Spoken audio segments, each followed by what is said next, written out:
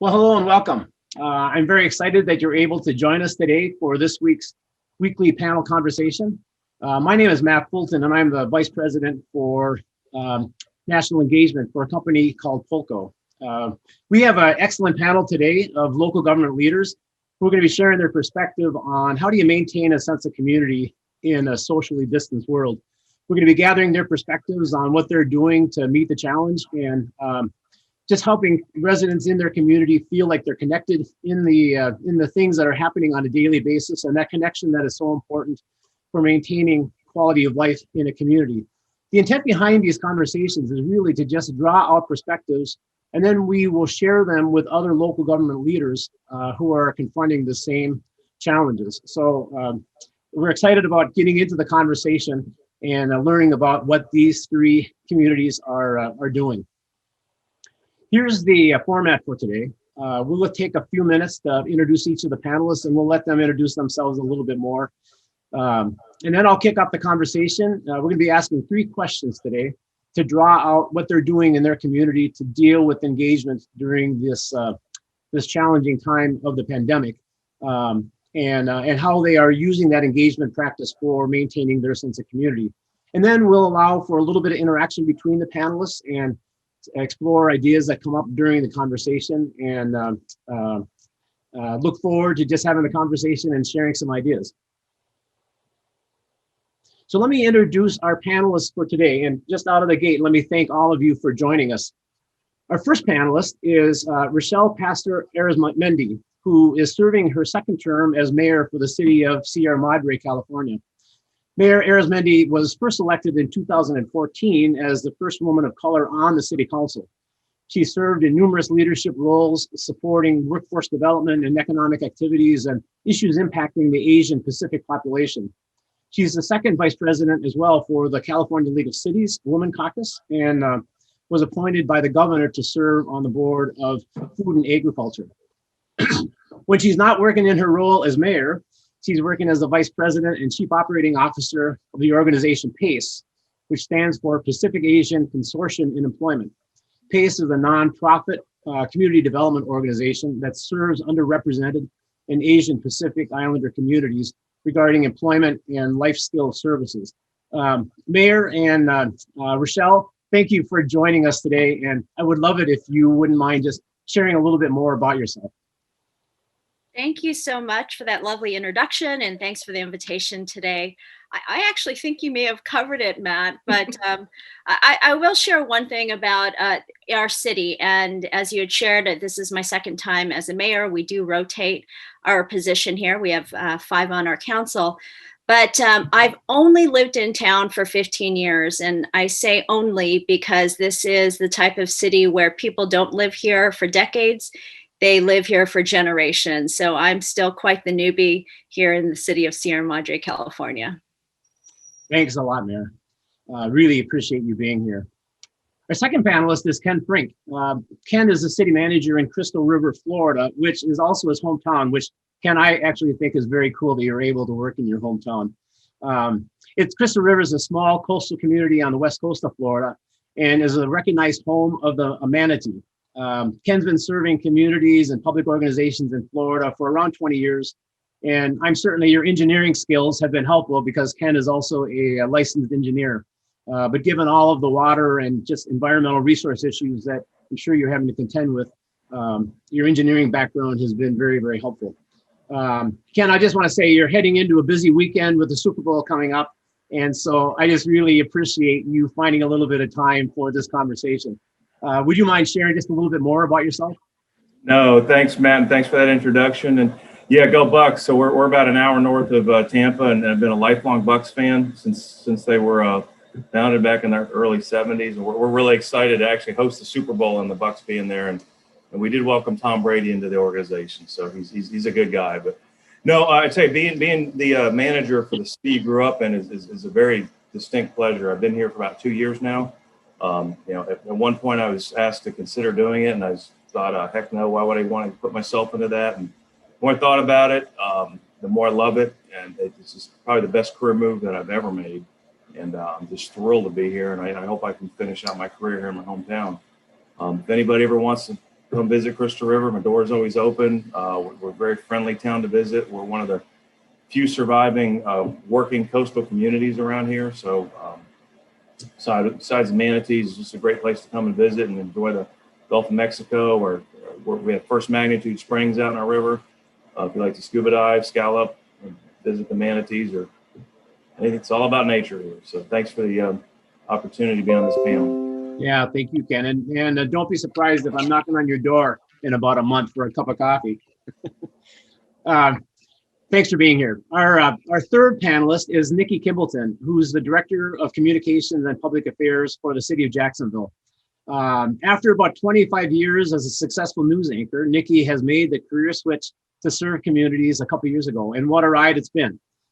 She's had to navigate a few things during her relatively new role, such as things like a worldwide pandemic, hurricanes, the 2020 census, and the Republican National Convention almost coming to Jacksonville.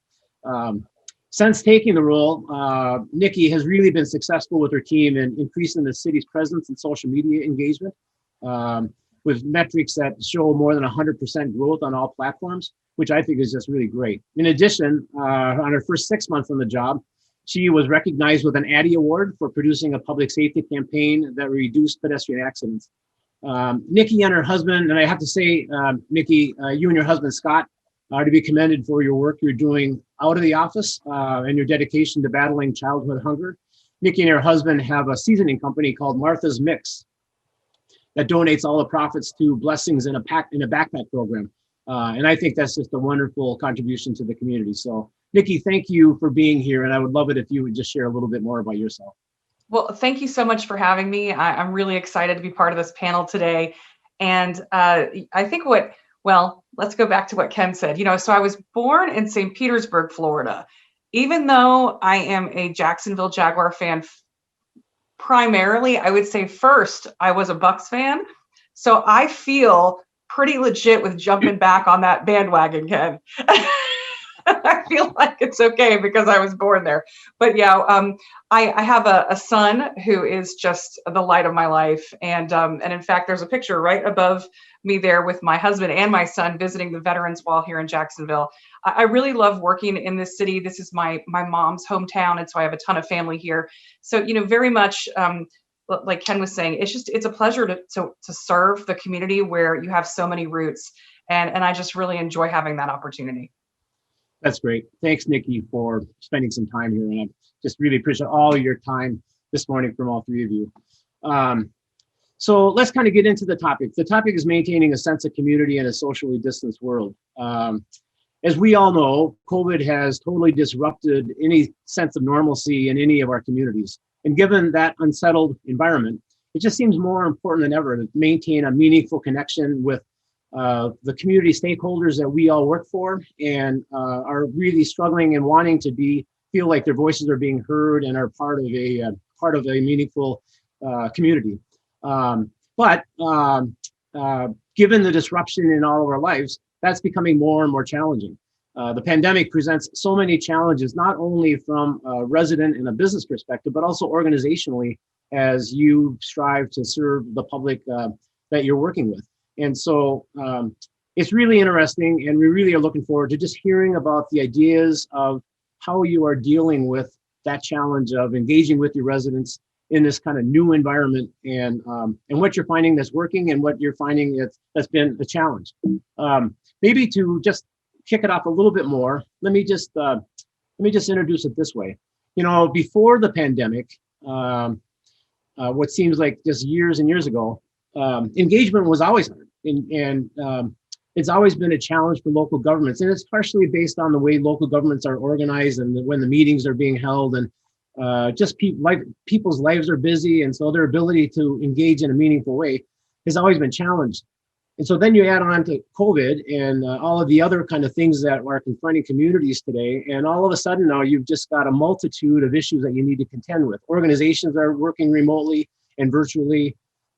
Residents are working from home. They're struggling financially. They're homeschooling their kids. They've just got so many things that are also significant priorities that really create what seemed like increased barriers for them to have an ability to participate in the things that are impacting them on a daily basis. And so even before COVID was hard, now you throw in the pandemic.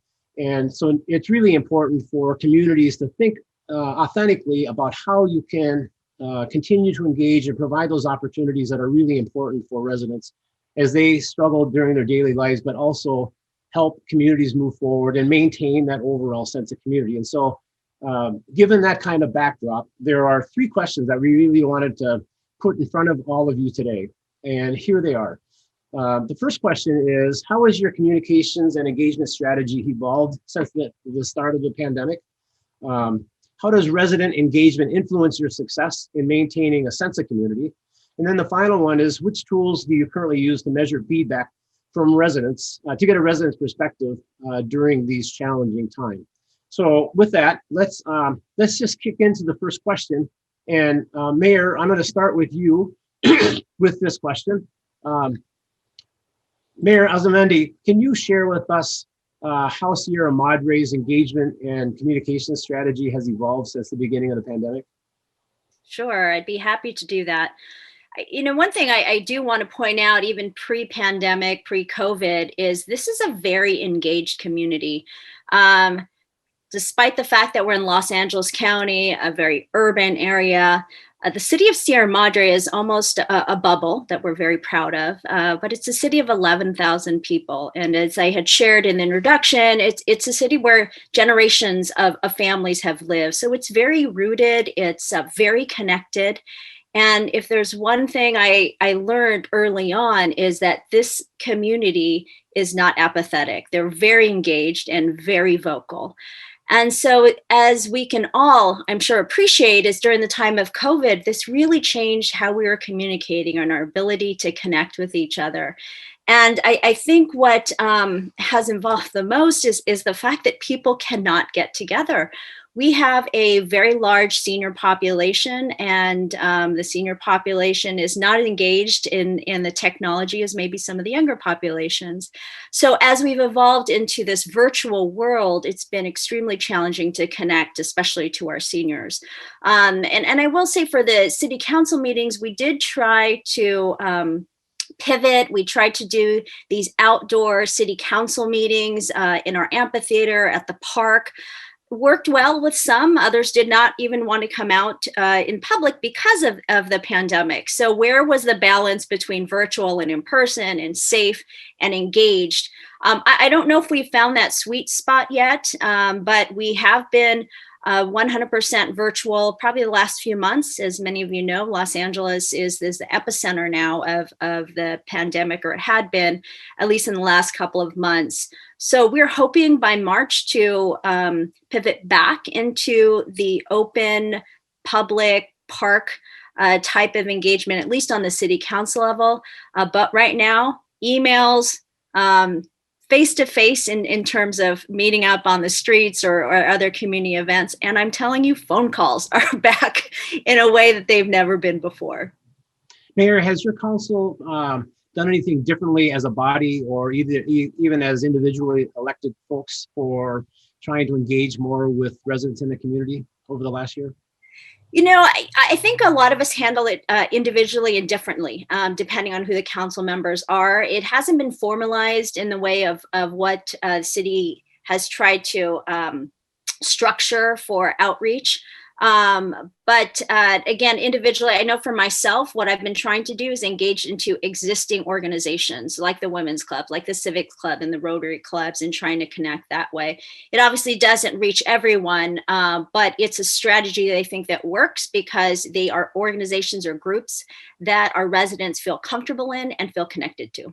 Yeah, and it probably helps that you're already so engaged that those connections are probably fairly easy to keep and build on. I think so. And that I also think there's a blessing in many ways, is that we're even that much more engaged in the organizations than we were pre-COVID. Yeah. Okay. Thank you. Ken, could you share how your communication and engagement strategy has shifted or evolved in Crystal River since the start of the pandemic? Yeah, certainly. Just kind of put things in perspective. I left an organization to come to this position. Our communications department was bigger than my entire staff here. So, and our communications department is, you're pretty much looking at them. So we don't have a lot of resources. You know, we do have an events and marketing director that's kind of our PIO, but so a lot of the stuff was on the fly. As opposed to what California, I think our governor here was a lot more. He's a Republican governor, and at the beginning of the pandemic, we had a executive order that came down that allowed us to meet virtually, allowed our council to meet virtually. Not only are we the Sunshine State, we abide by what's called the Sunshine Law. So a couple of things it does, all of our records are open to public inspection pretty much at any time, and our meetings have to be held. When there's meetings of the public body, they have to be open to the public, and there's no provisions in the past for them to be done virtually. So he signed an executive order, allowed that to take place. So we quickly learned, on online platforms. I think we used a GoToWebinar and did virtual meetings for several months. The governor's order has turned out, so we're not allowed to do that anymore. So we're back meeting in public, but we're letting people in the doors, but it's masks required, and just enforcing that temperature checks at the door. So it's been a challenge. I'm a very personable person. Personable person didn't make sense.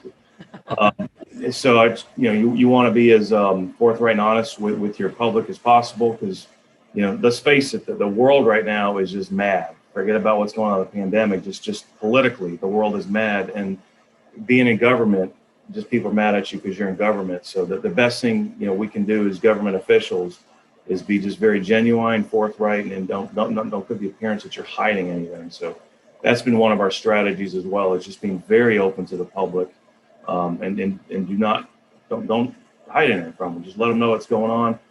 Not just the public and staff as well. We had a rash of COVID come through our city hall a couple of times now, and the employees are just scared, because they don't know what's going on. So, I make sure, I personally go around and visit each department and let them know, to the extent we can with HIPAA regulations, let them know what's going on and provide them the assurance and tools necessary to keep them safe. Ken, that's a really important point. A lot of times we forget that these issues are impacting the organization just as much as they are impacting the community. And so you reaching out internally becomes an important thing for you to do as a manager. Have you done anything else organizationally to kind of help your community and your organization through this time? Again, just being out in the public as much as possible. We do have highly attended council meetings, and that waned off pretty quick because number one, people couldn't, have a very elder population here. So the online capability of them to get online and see our meetings was not really there. So we have, and we're actually launching it at our next council meeting, is a new streaming platform where people can actually come and sit virtually through our council meeting. So that's a big tool, and we just put that into place. And again, I can't stress more, just being open and honest with your employees and the public. Yeah, that's a really, really important point. Thank you. Good luck with that new streaming service. Be interested to see how that goes. Nikki, how has Jacksonville's communication and engagement strategy evolved since the start of the pandemic? Well, thank you for having me, and thank you for the question. So we service about 850,000 to 1 million people. So our messaging and engagement is very important. So really in the beginning, we really realized the risks of having in-person press conferences, in-person meetings. Ken was just talking about what was happening here in Florida and the executive order that allowed us to do everything virtually when it came to our city council meetings. So beginning in early March, we switched to an all virtual format. And when it came to the press conferences, which is really the part of the city business that I oversee, or at least one of the things, we really did want to find ways to allow reporters to ask questions. And in a virtual format, it could be a little bit challenging, but we did it. It was very interesting because the mayor would be on one side. We would see reporters raising their hands on Zoom. We would write it on a whiteboard and I would hold it up for him to call out on that reporter. But it was really effective. And we felt that was very important because, that is directly engaging with the public. A lot of these reporters are asking questions for the people they represent. And in some ways, we found that this was more structured and allowed more questions from reporters than everybody, screaming something out at an in-person press conference. When it comes to reaching our audience, we continue to make adjustments with our strategy because so much has changed. We track our engagement all the time, and it's consistently increased or stayed solid. But I think what we're really finding is there's a segment of the community that we're just not reaching the way that we were, and it's a little bit more than we thought. So whether it's their political preference or some of their lifestyle choices, we have seen people step away from news and step away from social media. And as a result of this, platforms and resources that we typically utilize for, say, lighter purposes like LinkedIn and Instagram, where we were maybe highlighting, employees or employee news, they're now serving as platforms for us where we share important news updates. We've also partnered with outdoor ad agencies and targeted or followed marketing companies so that way we're reaching people in every way possible. So if they pick up their phone, and they're if they're shopping for something, it's very likely that something will pop up that will lead them to our website where they can get the information that they need. We also held more press conferences for announcements that would typically be handled through press releases. And we did that because we knew that they earned way more attention and people would typically watch. And one tip I really wanted to give that really helped us reach more people, since I have a pretty long news background of 25 years, really one of the best times to hold press conferences was 12:05 in the afternoon. That was our sweet spot. So what we would do is the night before, we would have the mayor tweet out and we would then share that tweet. So it received pretty good coverage. We would actually, I say tweet, but we would use every platform that we had. So at that point, the news outlets would tease the fact that there was something happening the next day. They would say it, in the 11 o'clock news. The next morning, they would promote it in the morning, and then we would go on at 12:05. And the reason we picked 12:05 is because that way it allows the outlets to, if we are the top story, they'll give the information and then say they're coming back to us for this live update. But they also get through first weather, which is typically about 60 seconds. We, of course, dealt with some weather issues where weather was the lead story during this pandemic. So that really just gave it the opportunity to get the best time. And then after the presser, they would typically expand on our topic and use it for stories that same evening. So that really helped to maximize our reach. That is a really interesting tip. I never really realized that, but thank you. There's a lot of folks that will benefit from that little news tip. I'm kind of curious though, you had mentioned that through all of your engagement work that you still found that there were populations that you were not reaching. Did you do anything unique to get to those, what I'll say are underrepresented populations, or just populations that are difficult to engage with? We certainly did. One of the places that I think we really noticed this was when we were trying to reach people for the census. And when we were working with the 2020 Census Committee, we were able to track where we weren't reaching people. And we had an all-out campaign with around $200,000 that we were putting towards advertising. And we were still missing people because, one, people were stepping away from the things they usually do, like going to the office and talking to other individuals. So what we did is we just started targeting community groups, very similar to what the mayor said and what also Ken said. You just have to find these ways to reach out. I mean, we would go to community groups, we would drop things off at places, senior centers that were open and taking people in, just reaching people in any way possible, door to door. We even did that, dropping off flyers, and it wasn't just obviously for the census. This was also for other important information. Yeah, that's really helpful to have a better sense around. Thank you for that. Let's move on to the second question. Ken, how do you think engagement influences how successful Crystal River is in maintaining its sense of community? I would say resident engagement is everything here. We're a population of about 3,500. And like in any community, there's a small percentage that really stay engaged and active. They expect to have face-to-face contact with both me and their elected officials, and it's, I think the city of Crystal River is probably 4 miles across at its widest. So that's a daily occurrence as you're running into people that are involved, and they just want to have direct access to me and my 5 bosses. So it means everything as far as public public engagement that we have access, or they have access to us.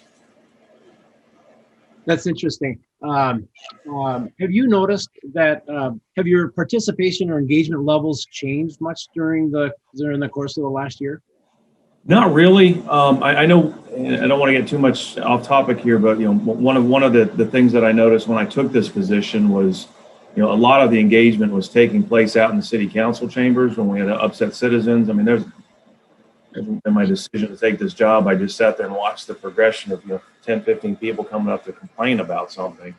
Well, I've slowly got that to where they come to my office and complain and keep them out of the public's eyes. So, we're kind of at that stage right now. So the ones that are really engaged are more coming just to see the meetings and see what's going on with the government. Yeah. Okay. Great. Thank you, Nikki. How does engagement influence your success in maintaining your sense of community in Jacksonville? I mean, it plays a huge role. We have 8 people, including myself, on our public affairs team. And this is really, one of our primary goals is just to engage with the public on all levels as much as possible. Again, just what Ken just mentioned, people just want to be heard and recognized. And I mean, I think those face-to-face meetings are some of the best. We don't always have the opportunity for that, but when we do, I mean, we try it as well because they have ideas, beliefs, and they're passionate in all their thoughts. We have a motto that our mayor enacted in his first term. It's one city, one Jacksonville. And it just basically means that we're community, we're all in this together. And I'm not going to tell you that things haven't been hard over the past, year and a half. I mean, we all know that they have, but it is about engagement and how you respond. So I think having a very dedicated team has been really beneficial. There are times that I see my phone chime at 8 p.m. and it's a citizen with a real question or issue. And very often, without even having to ask, somebody from my team will respond, at 8 o'clock, 9 o'clock. Sometimes I try to get to it first, but I'm really proud to say that they often beat me to it because this is just one of our mantras. We believe every citizen is important and you have to reach them where they are. So if it's someone that wants to come in and talk to you because they're not familiar, like a lot of our elderly residents, with technology, I mean, we try to do it. We really do. And, in addition to this, I think one of the most important things is not just listening to them, but we try to act on many of their suggestions and follow back up. And I just really think you have to do that to provide a sense of community these days, because you really have to show that you're listening and that you're willing to act as a result of those conversations. Yeah, the term being authentic in your engagement comes to mind, and that whole area of being responsive. I think that's a really critical point to emphasize. Nikki, I'm kind of curious, in Jacksonville, do you sense that your overall engagement levels have gone up or gone down? They've gone up tremendously, but it's also been a lot of work. Social media was not really a focal point when I came on board. They and I'm not really sure why, because I think that's a great way to communicate with the public and your citizens. But we have increased tremendously, not just in followers, but our engagement levels are really through the roof. I mean, as you mentioned, since I've come on board, we've increased engagement well over 100% on some platforms. In some cases, it's gone over 1,000%. So I think people being home, and especially in our community, this is, social media, and that's how they're getting a lot of their information.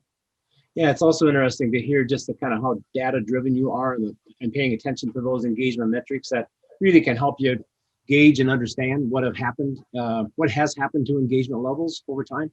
Our research has shown that engagement and trust in local government has gone up over the past year. And if you think about it, it makes sense because people are connected most with the local government, and local governments have really reached out and recognized that they're the ones that are touching people on an everyday basis. And so the ability to have a positive impact on people's lives, especially when everything is so disrupted, becomes such a critical role. So those points are really, really good. So thank you. Mayor Arizmendi, how has engagement influenced Sierra Madre's success in maintaining its success or its sense of community? I think it's important to underscore how important sense of community is in this city. There are 3 things that I looked for when I looked for a place to settle down, my husband and I. One is I wanted a bagel shop that I could walk to on a Sunday morning. I don't have the bagel shop, but I do have coffee shop that I can get a bagel at. But two was a place I could walk my dog at 10:30 at night and feel safe. And that is what we have here. And three is a place that people still said hello to each other on the streets. And we have that here.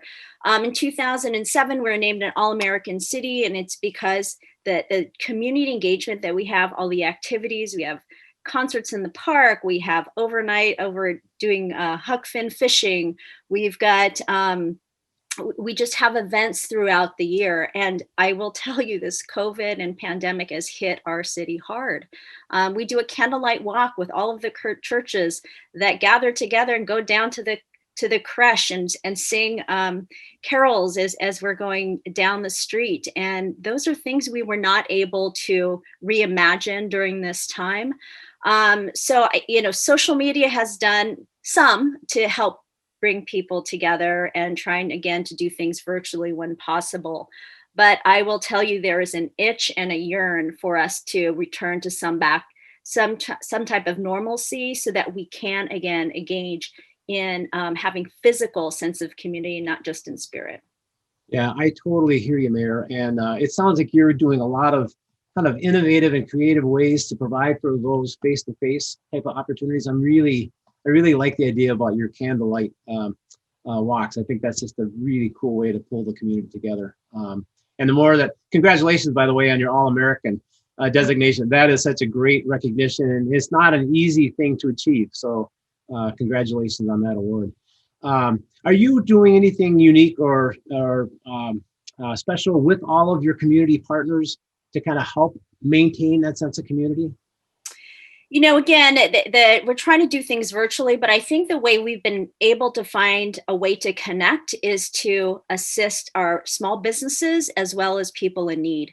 There is just this amazing group called Sierra Madre Thrives, and it was just organically organized with people that just really cared for the community. And so they brought in a lot of the existing organizations to say, how can we help our restaurants that are in need, where they can't even do takeout at this time, where they're just closed, or I'm sorry, they can't do takeout, but the outdoor dining was closed for quite a while. And as you know, our indoor dining, we have not had that since March. So what the group has done is every Wednesday, we focus on one restaurant and we sell online beforehand, and they can do drive-by pickups for dinner. And so we try and assist the different restaurants in that way. And I'll tell you, the organizations in town and groups have really come out to support.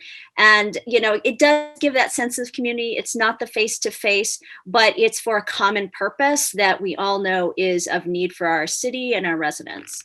Yeah, Mayor, it really sounds like Sierra Madre has that true sense of community, and with the levels of engagement that you're having or that you're seeing, it just helps you to kind of maintain that connectedness to being one community. So thank you.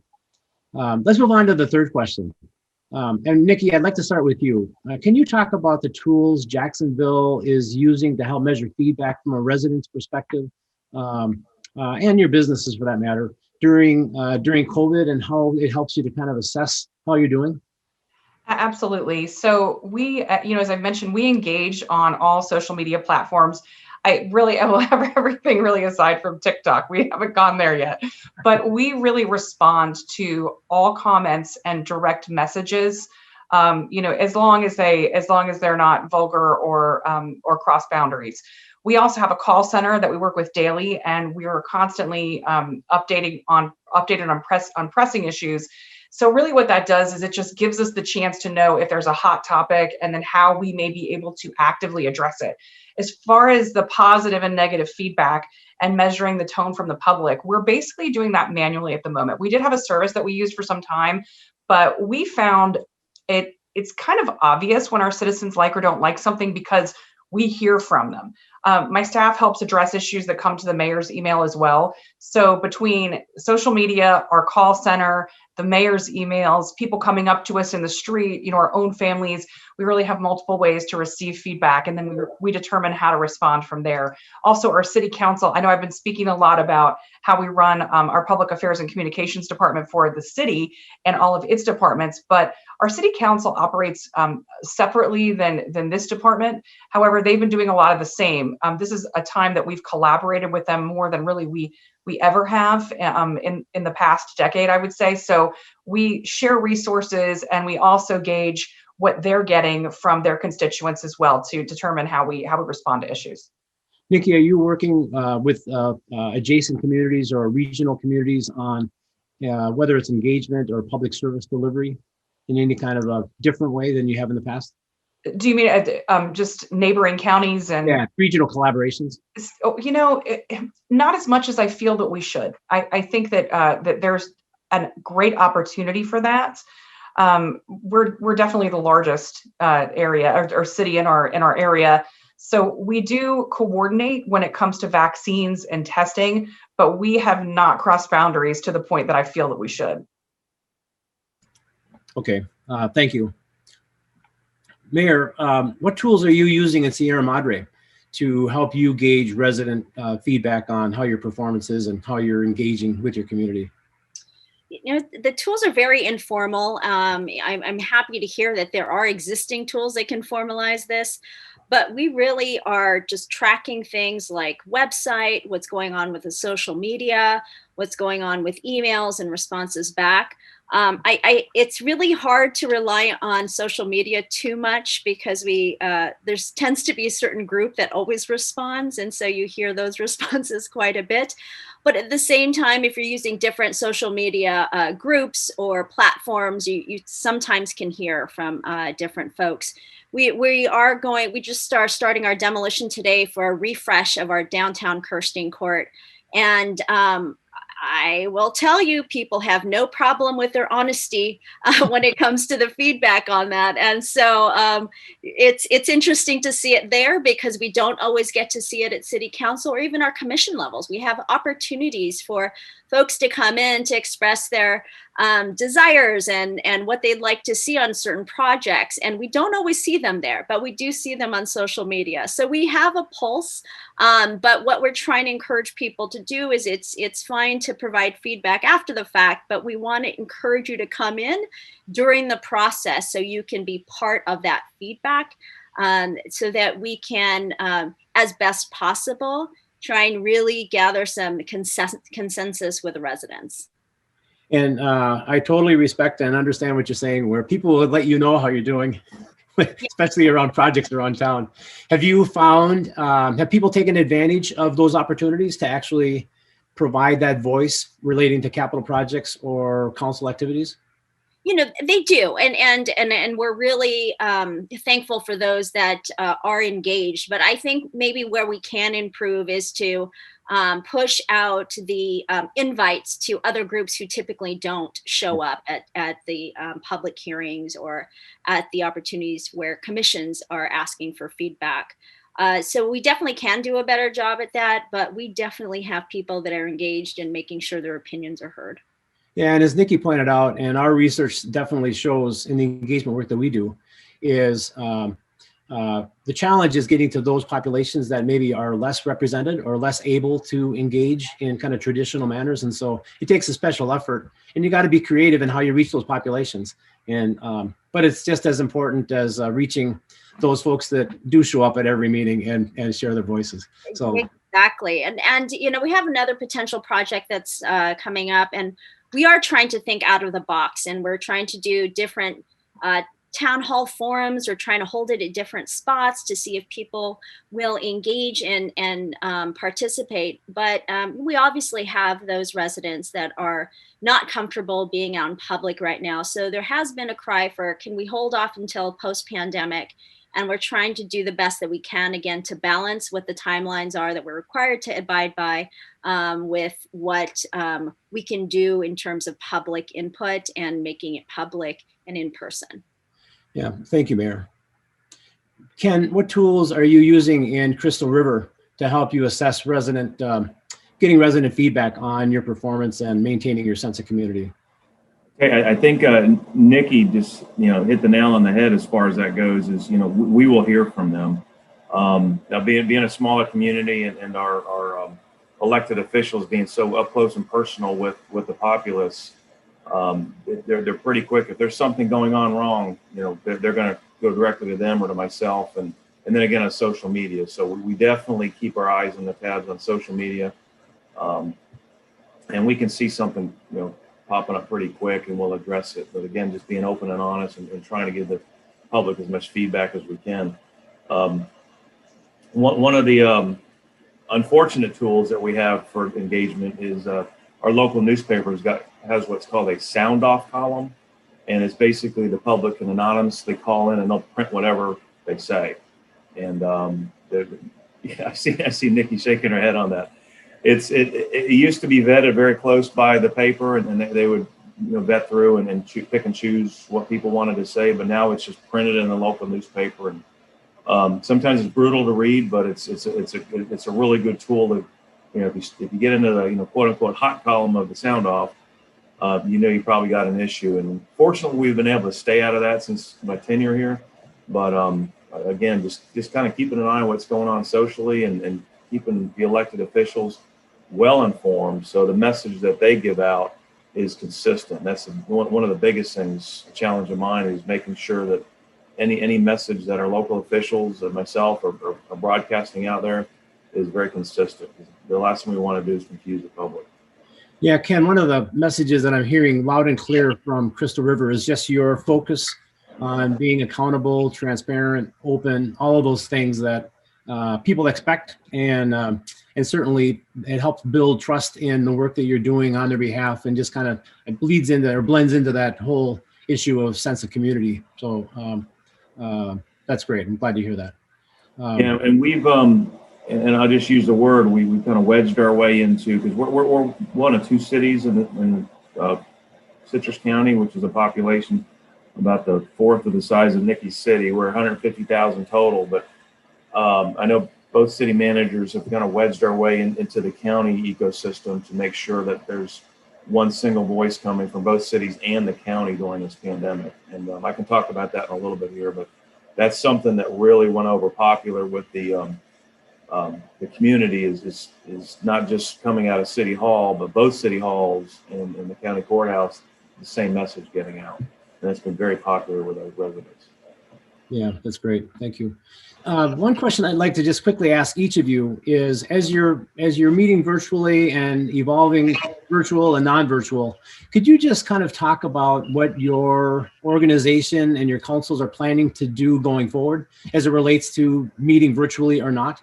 I think it's just probably helpful for people to have a better sense for what is on your future for this whole virtual operations. And Ken, let's just start with you. I can tell you from the council perspective, we don't have a choice. Right now, we're by state law, we have to meet in public. With a few exceptions, if there's a designated health emergency, then a particular council member could call in, and we actually had one because he was, without giving the name, we had a council member contract COVID, and they actually called in. But normally, by state law, as it is right now, we have to meet in person. Okay, that's helpful to know that. Nikki, how about you in Jacksonville? It's the same here. Once that executive order was dropped, there had to be an in-person element. We still do offer the virtual element, but it's different. If you want to speak, you do need to come and you do need to speak in person. With that, we've taken a bunch of protocols. We have dividers everywhere. You get your temperature taken when you walk in the building. You must wear a mask. But it's changed quite a bit. There are still some situations where we can incorporate the virtual element in some of our meetings, but things are really back to business. And for us personally, the X factor for us is hospital capacity. So if at any point we saw that our hospitals were being stressed, we would turn around and go to the governor and let him know that we were going to put in a tougher executive order on our end, and go back to people calling in from home.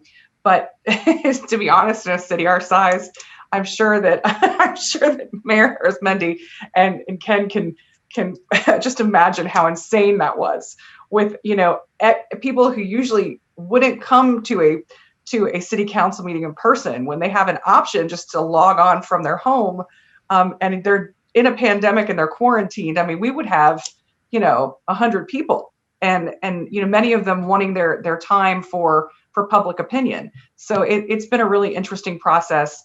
Again, we are pretty much back to normal, and I don't think that that's going to change unless we have some major incident. But the fact that we're rolling out vaccines, it's not the pace we want, but it's still a decent pace. I think that we're going to probably stay the way that we're going.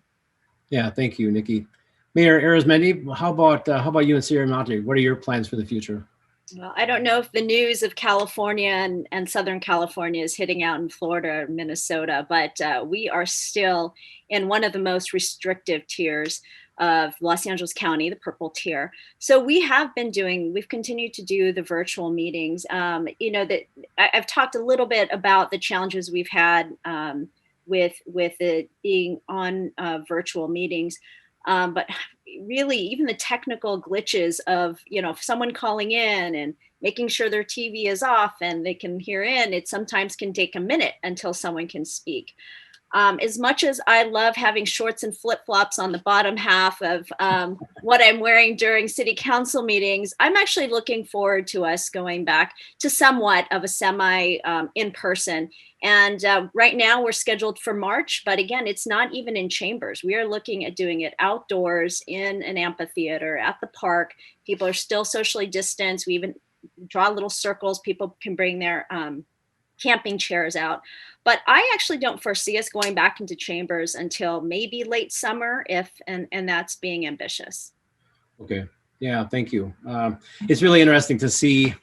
I mean, different parts of the country are being impacted differently, and so plans are impacted just the same. So thank you. I'd like to just open it up to all of you. If you have questions of each other, if anybody wants to ask anything, go ahead, Nikki. I do. So I just wanted to, Mayor Arizmendi, I just wanted to comment on something that you said earlier about, the social media engagement. And I just thought you were spot on. And it's really been a challenge for us, and I think, Matt, you'll appreciate this too. Twitter. I mean, it's just brutal. Like, we have the same, we have the same people that respond to a lot of our things, like on Twitter, and, the same characters that are consistently negative. So when we see that, I mean, we really have to see how it spreads to other platforms. But it has been really eye-opening and interesting, the fact that we're using these platforms more now to reach people, the way you can absolutely see the difference. I mean, even LinkedIn has gotten a little spicy now and then, so I really find it interesting when we are trying to, gauge a tone off social, because it is exactly like you said. Sometimes I have to remind myself not to let it get me down or to respond. Fun fact, I actually deleted my personal Twitter account because it just got so contentious that I work through the city one because that's part of my job, but it's very challenging. And I know that, both of you go through this as well.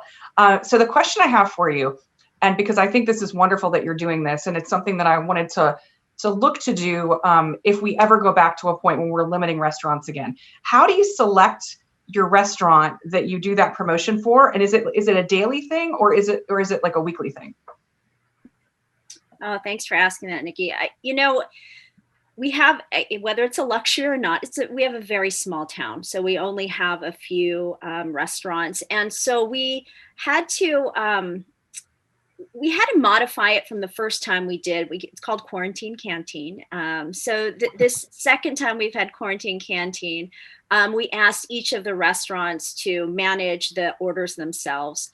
And so we really have picked from a hat which restaurants are willing to do this, which hat can we pick from, and who's going to be first.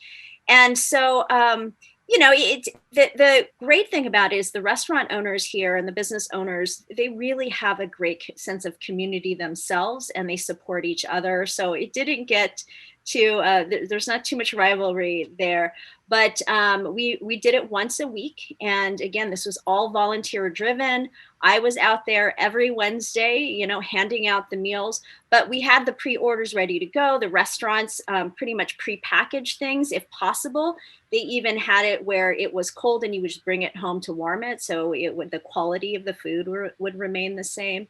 And we actually just ended it yesterday because what the group had at least proposed or promised is that they didn't want to compete once we reopened up. So we just reopened up last week, and reopening for us means that we can have outdoor dining and takeout. So we still do not have indoor dining. So, there were some restaurants that missed out, but I will tell you, they're much happier to know that they can open up in a way that they can service their clients once again. Thank you. And I think it's a wonderful program. Thank you. I will let them know. Well, thanks, Nikki, for that question. And Mayor, I just really applaud you for the work that you're doing in supporting those local businesses. I think that those local businesses are really struggling, and just any way that communities can support their needs and just survival is just so critical. So thank you. And I do want to add that, in the beginning, when we heard that it was going to be outdoor dining, we actually took city general fund dollars to help build the platforms out in our parkways so that we can really assist our businesses. A lot of the businesses didn't have that money up front. And we're really looking to make that a permanent structure. That's great. Anybody have any more questions? Ken? Editorial comment and then a question. I just hear about these stories about the businesses struggling and all that. I know Crystal River was, fortunate and unfortunate at the same time. They were a very outdoors community. And, when the basically state shut down tourism, I think the local meaning the Florida residents realized you could still come to Citrus County, Crystal River and get out on a boat and and do something outdoors. So we were one of the few counties, or maybe the only county in the state, that our tourism numbers actually went up for the pandemic, other than a couple of months. They're in the red, but they've gone up. And so it's been a struggle just for crowd control. So that kind of leads into my question for Nikki and the mayor. We had of course we had an election. We had a very Republican president. We had a very Republican sheriff here. And we had executive orders coming down from the state as far as closures or partial closures for restaurants and social distancing and all that. But how did your two communities actually enforce those? Or our sheriff had chose basically education over citation. So if there was a bad actor out there, if one of the restaurants was full of capacity, the sheriff would walk in with the governor's order and was not issuing tickets. So how did you all handle that? Go ahead, Nikki. I'll go ahead and begin. It was very tricky and very similar to what you just mentioned. I have a very dear friend who, this is his livelihood. And it's interesting because our seasoning, where we give the profit to charity, we're the house seasoning at this restaurant. So I have like a little bit of a stake in it because, the more they sell, the more we get to feed. There's a neighboring elementary school that relies on us for the backpack program there. But more, even, not more importantly, but just as important is his family. And there were so many times that he would be at the right capacity, which at the time was 50%, and someone would call and report him, and the police would go out and they would, walk through, and they would find that he was not in violation. I think there was, a couple situations in other places where they were. They wouldn't. I think at only one occasion did we shut something down, and that was Cinco de Mayo last year. But other than that, it was just education.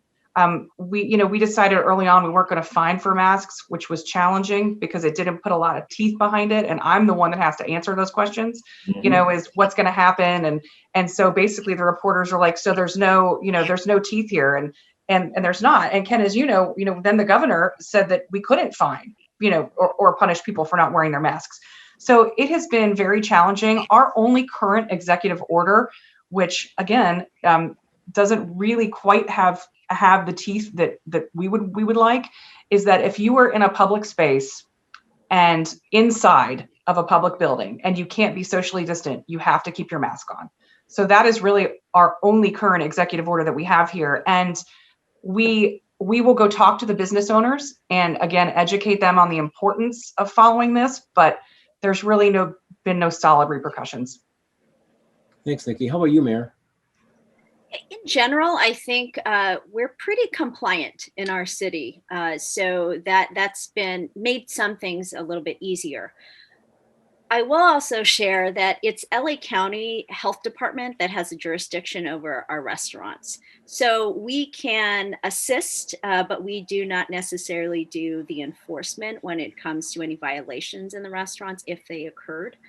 Where the education, and I appreciate you said that, Ken, really came into play is in the mask wearing. And I still get mask emails every week. We happen to be a town that's along the foothills of the San Gabriel mountains, and it's a very popular cycling area. Lance Armstrong has come through here a few times. So it's the cycling groups that tend to come into town. We love their business, but they aren't always wearing their masks. So that's a little bit where the friction came into play. We've had our chief of police himself that would go out there to do education. The citations came along the way of moving violations of the cyclist, if that happened. I'm not sure if that's the right way to handle it, but it was addressing the issue. And we do see compliant cyclists that come through, but that has been really one of our biggest challenge, more so than the restaurants or businesses. And forgive me for popping back in, but Ken, I did want to add one more thing. Being that we have a lot of restaurants that are chains, I think one of the saving graces for us is that, so just take, for example, we have a Capitol Grill and a couple of Ruth's Chris's, right? So they have very strict protocols. So even when we lifted things, they kept their protocols in place. So even to this day, when we're back to, 100% capacity, basically, when you walk in, you can't go to the bar. Like, they have tables set up there, so you have to be socially distanced. And they've only gone back to 50% capacity. And that's the case in most of our chain restaurants. And some of our private ones are doing something similar. I know some of it. Well, most of our restaurants in town are we have very few chain restaurants because we're so small. But because of all the tourism, there's a lot of mom and pop restaurants. So you guys come down and visit sometime. But Well, so it was do or die for them. I mean, they did not have a chain to keep them propped up. So it was really interesting to watch them. We had like the local steakhouse here. One day she was all of a sudden she became because she had access to cleaning products and toilet paper and really good steaks, but couldn't open her doors because they were closed down. So kind of a little makeshift grocery store popped up in there, which completely violated our code, but we turned our head and let it happen. So, and we saw a lot of that around here. So it was really neat seeing the innovation of these restaurants that kept afloat. And I know in our downtown, we didn't lose a single business during all this. So, and a lot of it was just the tourism. great. Yeah. That's great. Thank you. Anything else? This has been just an exceptional panel. One of the things that kind of strikes me as we kind of move towards the close is we have two smaller communities and then a very large community. And there are some universal things in local government that doesn't really matter how large or what type of a community you are, and engagement and helping to build a sense of community is one of those things. And I think just this conversation that we've just completed kind of demonstrates that we're all talking about the same kind of efforts and the same creativity and the same methods for tying your residents in a meaningful way to the things that impact them every day. I love the face-to-face intimacy that you all emphasized on how you build that sense of community and how important that is in all of your communities, large and small. I certainly appreciate the virtual aspect and the way that we've been forced to deal with technology. And Nikki, you guys have just capitalized on technology. So congratulations on all of the things that you're doing, especially the way that you're using data to follow your metrics. One of the things I heard, which I really is a compliment to all of you, is just how you've all had to adapt to the changing nature of this pandemic. And Mayor, I love the way that you have engaged with your community partners and all of the players just to keep those face-to-face. I know, Ken, you got a special community just based on what you have shared, and those relationships are just really critical. So thank you for all of the thoughts that you have shared today and the perspectives that you bring. I know that there's going to be a lot of local governments that are going to be, well, they're going to be doing a couple of things. They're going to be paying attention to this information, and they're going to be timing their press releases and their interactions to 12:05 every day. So thank you, Nikki, for sharing that nice tip.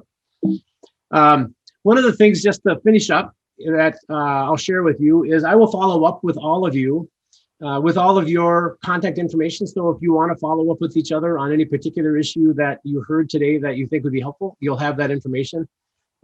We do these panels every week. So every Thursday, we record one of these sessions. Next week, we actually are going to be hearing from folks in Pinellas County, Florida, Everett, Massachusetts, and Whitehall, Ohio. It's been great to have this geographic dispersion. It's kind of unique to find a couple of communities on one panel from the same state. But the perspectives are all valuable and helpful and important. So thanks for participating. If there are folks that you know that might have an interest in being part of this panel, certainly send them my way or help make that connection.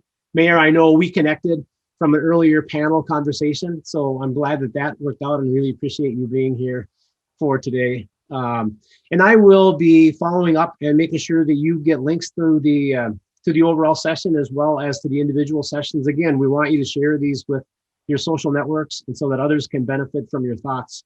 And one thing I would ask, with probably a specific look to you, Nikki, is always looking for feedback on how I can do this job better and make these panel conversations more meaningful for leaders in local government as we all kind of work our way through this disruptive environment and meet the needs of those people we serve. So with that, I just want to thank all of you for joining the panel conversation today and look forward to staying in contact. Thank you so much, Matt. Thank you. It's been great. Thank you. Yeah, thank you. Thank you very much.